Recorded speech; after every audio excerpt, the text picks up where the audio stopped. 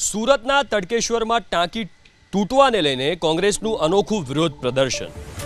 કોંગ્રેસે તૂટેલી ટાંકીનું 12મું યોજીને અનોખો વિરોધ નોંધાવ્યો. આજે કોંગ્રેસની જનાક્રોશ યાત્રા પહોંચી હતી અરેઠના તડકેશ્વર ગામમાં. અમિત ચાવડા, તુષાર ચૌધરી સહિતના નેતાઓ ઉપસ્થિત રહ્યા અને કોંગ્રેસે રામધૂન યોજીને સરકાર સામે આક્રોશ વ્યક્ત કર્યો. આ પાણીની ટાંકી પડી છે, સ્પષ્ટ બતાવે છે કે ભારતીય જનતા પાર્ટીનો ભ્રષ્ટાચારનો પાપનો ઘડો હવે ભરાઈ ગયો છે.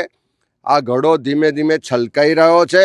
બધી જ જગ્યાએ ચારે બાજુ ભ્રષ્ટાચારના પુરાવા સાથે લોકો જનાક્રોશ યાત્રામાં રજૂઆત કરી રહ્યા છે.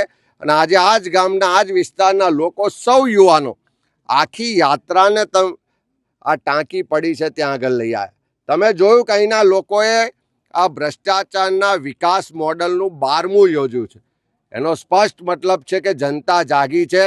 ભાજપનું આ કમિશન રાજ, ભાજપનું આ ભ્રષ્ટાચારી રાજ હવે ખુલ્લું પડી ગયું છે અને એક પણ ભ્રષ્ટાચારીને છોડવામાં નહીં આવે. તમામ ભ્રષ્ટાચારીઓને જેલના સળિયા પાછળ મોકલવાનો આ જનાક્રોશ યાત્રાના માધ્યમથી અમારો સંકલ્પ છે. અખબારી અહેવાલોને ટાંકીને વાત કરું તો સ્પષ્ટ એમાં ઉલ્લેખ કરવામાં આવ્યો હતો કે જે કોન્ટ્રાક્ટરને આ કોન્ટ્રાક્ટ મળ્યો હતો એણે 1 લાખ રૂપિયા જેટલું ડોનેશન ભારતીય જનતા પાર્ટીને આપ્યું હતું. અને એ ભારતીય જનતા પાર્ટીને ડોનેશન મળવાથી જ એને આ એકમાત્ર ટાંકી નહીં પણ બીજા 15થી 17 ટાંકીનો કોન્ટ્રાક્ટ પણ એ કંપનીને મળ્યો છે.